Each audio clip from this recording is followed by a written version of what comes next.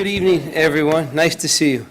I've been gone for a few weeks, and it's amazing how walking in those doors felt like coming home. So it's nice to see everyone. Thank you for being here. So my usual disclaimer, I didn't do anything other than take some content from some really good books and put it on slides. All of the material we're going to talk about tonight comes from the Spirit's book, question 285 to 303. And Untitled Chapter 20. Untitled means spiritual home. It's a wonderful book written in the 40s. First book I ever read from Spiritism. My better half let me read it. Gave it to me like the second time I met her. And it's pretty cool. Anyways, we'll talk more about that as we progress. So what do you think? There's two topics, right? Eternal halves and affinity of spirits. Let's break it down into the categories. You want to dim some of that? Thank you so much. I appreciate it. Let's talk about eternal halves first, right? In modern vernacular, you think of soulmates when you think of eternal halves, right? Two halves coming together, forming one. In other words, without each other, they're imperfect. They're incomplete is probably a better word. When I think of eternal halves, I think of soulmates, and obviously this picture pops in my head, right? That's my soulmate, right? But are we eternal halves, right? What does the Spirit's book tell us, right? Are souls predestined to come together, right, from inception? In other words, when my spirit was created, when Christianity's spirit was created, were we destined someday to find each other, right, is the question. Question 298. What do you think the answer is? It's okay if we disagree. I wanted it to be yes. I really did. But it's no. There's absolutely no destined union between two souls. They go on to tell us that union exists between all spirits, between all of us. Livia and me, I don't know you right now in this life, but there's a union here, right? We're two spirits, brothers, sisters, however you want to look at it. All of us, we're connected. And over time, in a lot of ways, we'll all be connected more. But it depends on our involvement, right? Christianity and I met in this life. There's affinity between us, right? Not a destination or a predetermined destiny, but our affinity towards each other, our similar levels of involvement brought us together, and we had affinity towards each other. And that's the next definition, affinity of spirits. A spontaneous or natural liking or sympathy for someone or something, right? A similarity of characteristics suggesting a relationship. And that's more of what we talk about when we talk about relationships, not a predestiny. Make sense? Yep. Awesome. All right. So let's talk about this, right? We've already defined the inability or the lack of destiny as far as halves coming together. But what about planning for this life, right? This is not my first life. It's not your first life, right? At some point before we were born, we were in the spirit world, planning our next reincarnation, right? Who was with us, right? Spirits that we have affinity with, spirits that we've done this with before, right? That we've progressed with over time. Do you think we recognize the previous lives that we had with those spirits? Do you think we can plan to be together again? And how about what can we influence in that following life? With that circle of spirits that we have affinity with, that we're with in the spirit world, what do we plan for the next life? What can we control? Well, what we know for sure is it's quite a few things. Let's flip the slide here. Question 285 answers a lot of those questions. What we can definitely control, not control, I shouldn't say that, influence is certain situations. Think about the family that we're going to be with, right? There's spirits, right? In that process, in that life between lives, right? When we're not incarnated, when we're discarnated, we've healed, we're healthy, we're on our way to planning our next life. When we are with these people, with these spirits that we've shared lives with, just by looking at them, right? We can see and visualize every existence we've had with them, like a book from beginning to end, right? If we could do that on earth, which luckily, right, by the grace of God, we can't, right? We're not prepared for the anger and the hatred and the hurt and the pain. Because I guarantee you, Olivia, I've hurt you in a previous life. I apologize. You don't think so? I love your faith in me. In this life, I don't think I've ever said a bad thing about you. Or, you know what I mean? So it's great, right? But if we had a history that wasn't so positive, and we could see that in this life, how would we ever grow past it? How would we work past it? We would get so caught up in the anger and the hatred of the previous bad will that we couldn't grow. But in the spirit world, we can see that we're better prepared, right? Because we're not tied to passion. We're not tied to pleasures of material, right? It's a spiritual thing. It's a spirit situation. So that's good that we can see all these things in that realm. And more importantly, because we have that history and we have that knowledge and we are together with that group we have affinity with, we can plan to do better the next time. We can kind of pick our family, our immediate circle. We can pick our socioeconomic situation. Are we going to be rich, poor, in between? We can plan some physical ailments, right?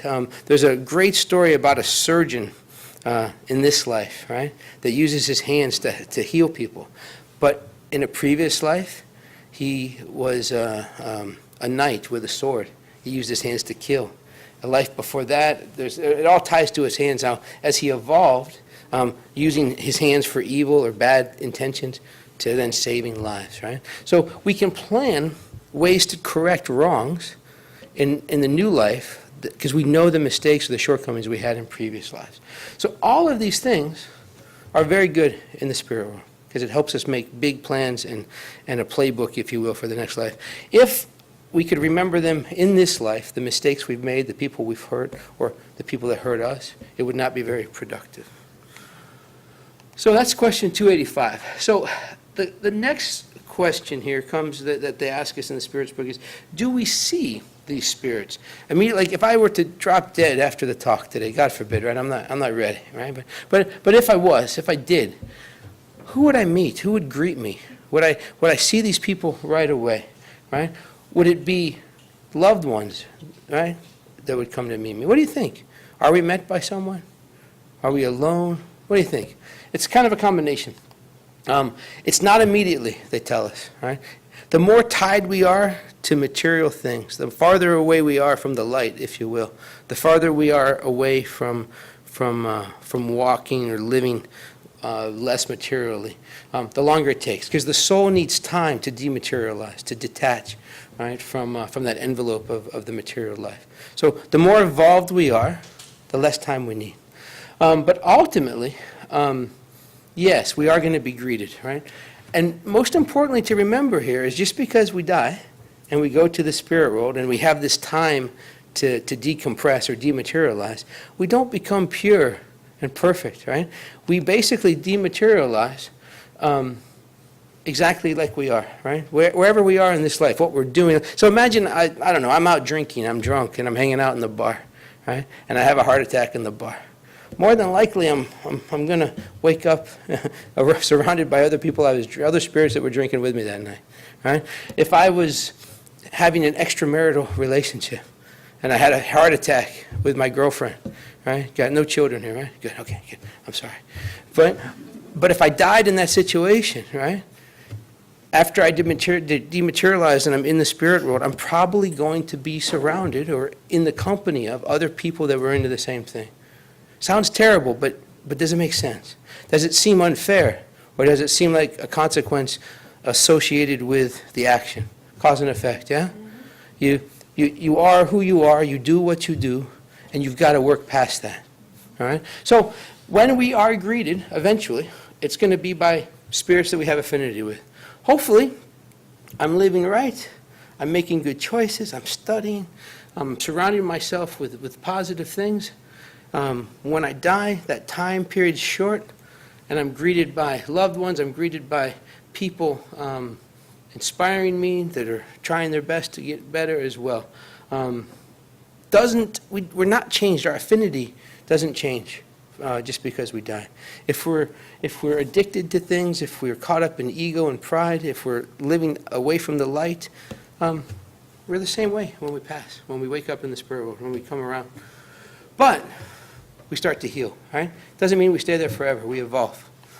And that's very good, because ultimately, we're going to be reunited with previous family, previous friends, that spirit family, right, that we've evolved with over time, that we come back and forth with. As we can walk side by side, we are spiritually evolved at the same level, then we spend more time together.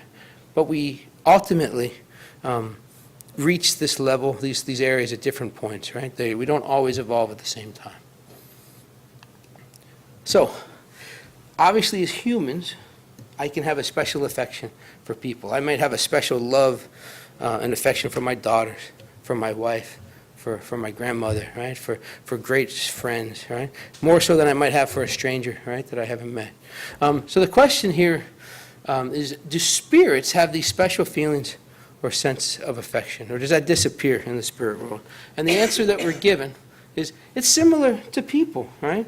But the link in the spirit world is stronger. Since there's no material body, we're not tied to impulses of passion. But similar to people, right? Spirits and affection towards other spirits is there. It's real. It doesn't go away. And in fact, it gets stronger. It can be stronger. That's reassuring, yeah? I like that. How about hatred? I die, right? I cross over. I go to the grave, if you will, right? Or I go to the spirit world, right? The next dimension there, with hatred in my heart. The question is, do incarnate enemies take their resentment to the spirit world? Or does that just dissipate? Is it gone? What do you think? Man, that stinks, doesn't it? Why can't it just go away? Why can't I rest in peace, as they say, right? But you're right, it doesn't disappear. But the key here is it only exists, this hatred only exists among impure spirits. There will come a time for each of us as we evolve, right, and become pure, that hatred is no longer part of us, right? Right? For Livia, that's one more life. She's so close, right? For me, I got a few more. But the point is, we don't stay there forever. We grow past it, right? Unfortunately, the more hatred we have in our heart, it continues. We can continue to wreak havoc in other spirits' lives. So much so that we can take the hatred and chase people down, if you will, right? We all know of obsession, right? Spirits that influence us, that afflict us. Obviously, we have the free will to reject and try to work past that. There's tools here at the Spirit Center that can help you move past that, help the Spirit move past that.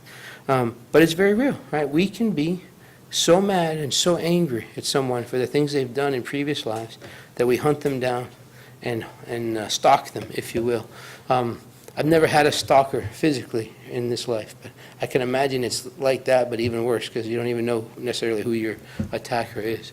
So imperfect spirits will maintain their hostility until they dematerialize. Anger is forgotten at some point simply because it was a material interest. When the spirit interest predominates, anger will decrease. And I've actually been in meetings over the years, disobsession meetings, and listened to the interaction of the mediums and the spirit.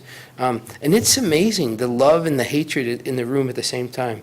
The love of the healing process, the pain involved. It's amazing how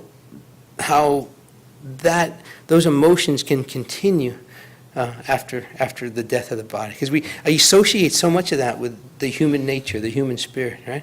But we're so much more than just that. All right, what's next? Forgiveness after death. Can we forgive, right? Here's the great news, all right? Good spirits, right, the more evolved spirits, all you have to do is repent, right? Just ask, apologize, right? And good spirits forgive you immediately. They don't hold on to anything, right? Lower spirits, on the other hand, may cling to their resentment. And we've talked about how they can even track you down in another existence. So what do we learn from this, right? And we said a prayer, right, in the beginning of the meeting tonight. What is it? Forgive us our trespasses as we forgive those who trespass against us. Start now, right? Don't wait, right?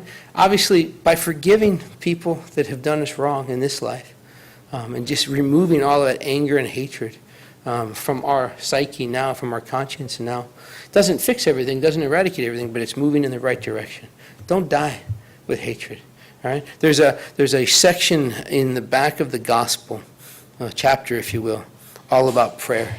What prayer is, suggestions on how to pray, different types of prayers. And one of the sections in there, the tip, the advice, the direction from elevated spirits is start every prayer by forgiving those that have offended you and asking for those people that you offended to forgive you. Start off on a clean slate, no angst in your heart.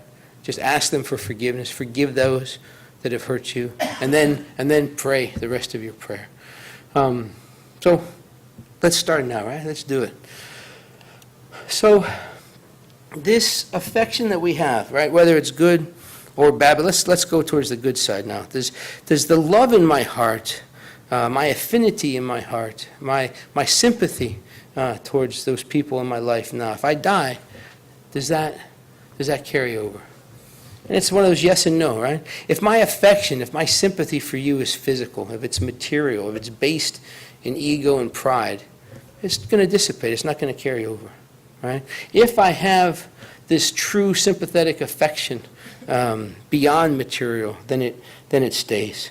And they point out here in this question that affections are more solid and lasting among spirits because they're not subject to the whims of material interests and self-love. This is a common theme throughout these questions, right?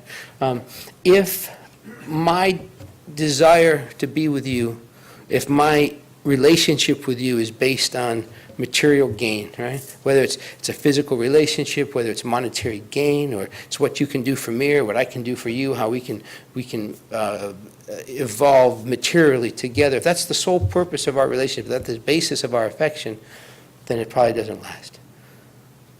All right? But if it's deeper than that, it doesn't go away.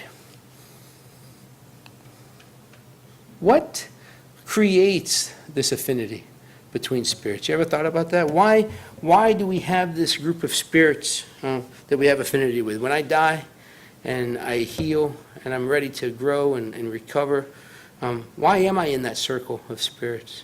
What links me to them? What puts me together? Because we've already ruled out destiny, right? There's no predetermined spirits that come together. It's free will, right? We choose to be together. But what connects us? What makes me get drawn towards these spirits? Is it because we think alike? Is it because we have this similar level of knowledge? Were we studying at the same level? What do you think it is? Any of those things? Maybe a little bit of both, right? A combination. Plus, most importantly, we're told that it's the degree of their evolution. We, each life, right, whether we acknowledge it or not, whether we see it or not, we're growing, right? Sometimes leaps and bounds in one lifetime, sometimes like a snail, right? Just so slow that we don't necessarily see it. But wherever we are in this life, draws near to us, or puts us next to, makes us have affinity towards people of similar involvement. And this carries over in the spiritual world for sure, right? Because we cross over, awaken from that recovery, wind up in a place like Nasolar or some type of spiritual home where we heal, right? All of those areas, those colonies, if you will, those areas of regeneration, they're grouped together of people, or spirits rather, of similar need, right? And spiritual evolution. So wherever I am, I'm going to be attracted to or attract like-minded energy. Okay? Now, at this point right now, I am who I am. I'm at the level of involvement. You're at your level of involvement. We have our circle. We have our affinities. We have our choices. All right? I get along really well with many of you in this room. We've studied together for a decade almost, right? Tuesday nights together, Thursday nights together, Sundays sometimes, right? Are we going to be together forever? Will this affinity that we share, this union of a sense of similar involvement, is it guaranteed? Will I spend the next life with some of you or with all of you? Or can it just fade away? What do you think? Both? Good answer. I like that. It's true. right? What's going to change? What's going to determine whether or not we spend more time together in the future? What do you think? If one of us is lazy or not. I'm lazy, so I'll probably catch up with some of you down the road, right? The key here is we got to work, right? We're together now. We're working the same path in a lot of ways, similar paths. We have affinity. We're similar levels of involvement. But if all of a sudden, my next life or later in this life, the heck with that place. That place is nuts. I'm going to go watch the football game. I'm going to go back to some of my old hobbies, right? Hang out with some of my old buddies. I don't have time for that Thursday nights, and I'm just done with it. Right? If I get lazy and I stop working, I don't backslide, I don't go backwards, but I don't progress as quickly as my friends that are studying, right? And that's what they tell us, right? No, it's not permanent. Since affinity is tied to involvement, and we each work at our own pace, affinity may come and go. All of us can and will have affinity with each other at some point. That possibility exists, right? And doesn't that explain, how many of you ever remember at some point in your life saying or hearing others say, life isn't fair? You ever felt that way? Right? Ever experienced, why does this happen to me? I have a brother, an older brother, and the sad joke is he has a gray cloud over his head. If it can go wrong, it happens to him, right? His license is suspended, he doesn't know it. He gets pulled over and there's something in his car that somebody left that wasn't, you name it, right? And things happen. He rents his house and people destroy, just everything. And the common man, life just isn't fair to Jeff, right? But the beauty of this, the justice, not even the beauty, the justice of this is tied to a couple of things, right? The law of reincarnation and the law of progress, right? We all start in the same place. By the grace of God, we're created simple and lacking knowledge, identical in so many ways. We live our life, right? Hundreds of lives, thousands of lives. And here we are today. What is there, 40 people in the room? All at different places, yet we all started in the same place. Everything that's happening to me now is a consequence of choices I made in previous lives or this life, just as it is with you, right? That's the fairness. None of us are experiencing any lack of justice or any unfairness.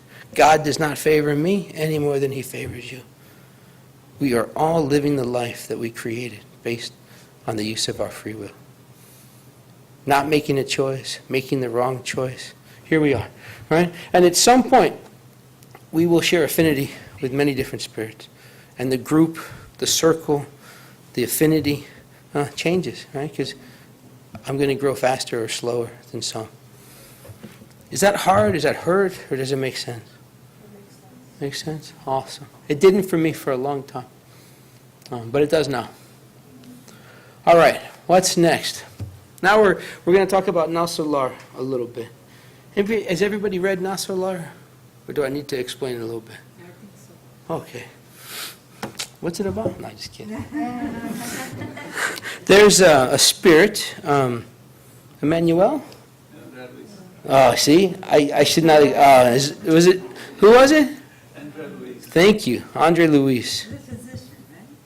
Yeah, he was a physician. Is it Devaldo Franco or Chico?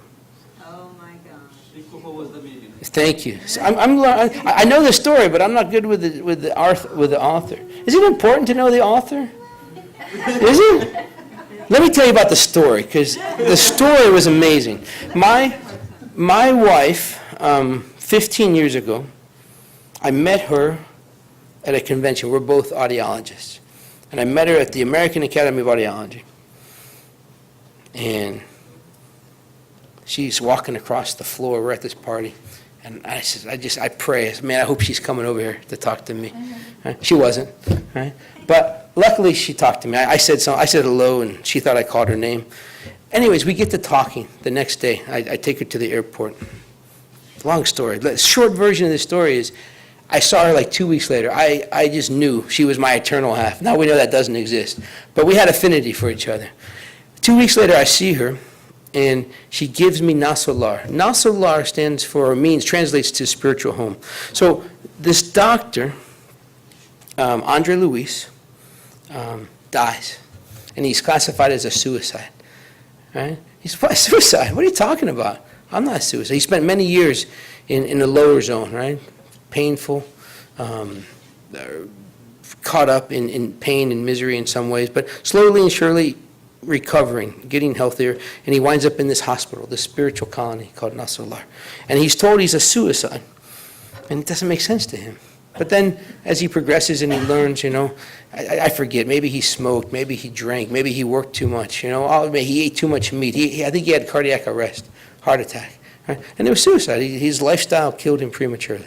And that's considered a self-assisted suicide, I guess. So anyways, through the story of this book, there's chapter after chapter of stories and what it's like there. Classes, therapy, interaction with elevated spirits, the ability to work and grow on your shortcomings, on the things you messed up on. And it's just a beautiful story. Reads more like a novel. There's a movie on it that I would compare to Hollywood quality. And the takeaway message for that is we grow, and we can amend fences, and we can move past those material issues caused by ego and pride, and we can grow and evolve. Did I miss anything? Whew. Good, man. That's good. Yeah, I know.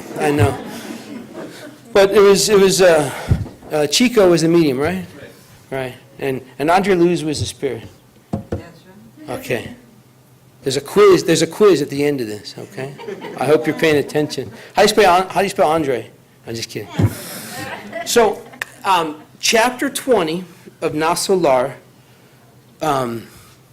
talks about the home and how the home is like really the greatest place to grow, the greatest place to heal wounds, right? A lot of times we wind up in families, right, that are kind of put together where there's animosity. How many of you have a blood relative that you can't stand? Right? A couple of you, right? Or that you just have no idea how you guys could possibly be related, right?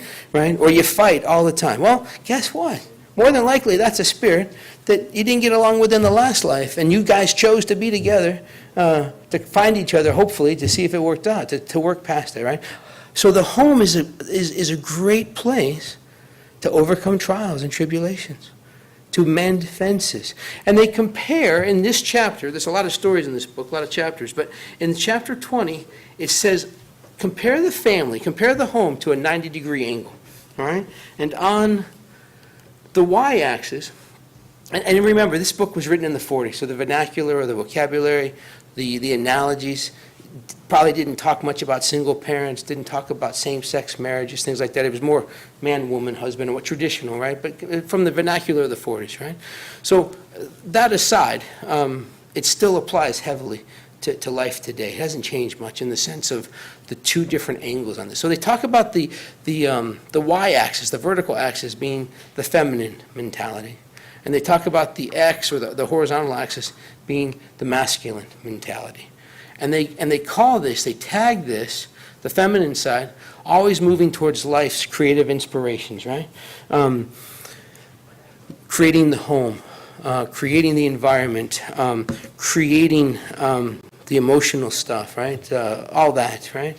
And the man, or the masculine side, right, striving to bring about common good, right? Because men are fixers, right? I can't tell you how many years it took me to figure out when my wife was telling me what was wrong. She didn't want me to fix it. She just wanted me to listen. Right? It took me a while, right? But now I just listen. Right?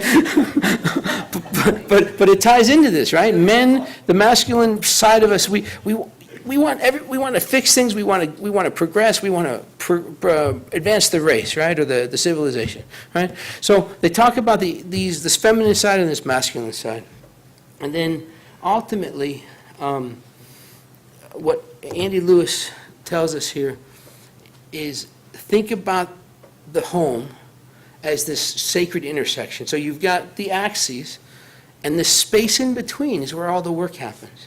Right? Whether it's husband, wife, husband, wife, a single mom and just the kids, right?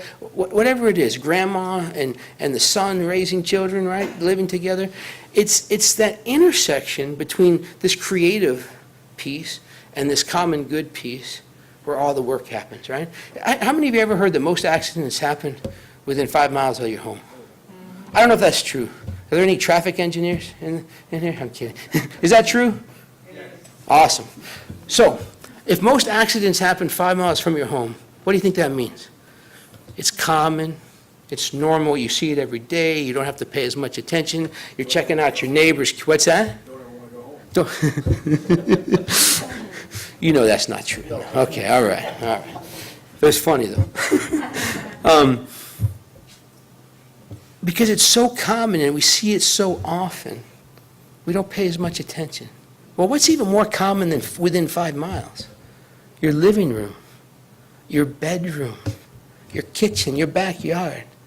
How often do we have issues at home that we don't want to face, that we ignore, that maybe we don't even see because we're so caught up in thinking about the office or our buddy or what's on Monday night on TV, right?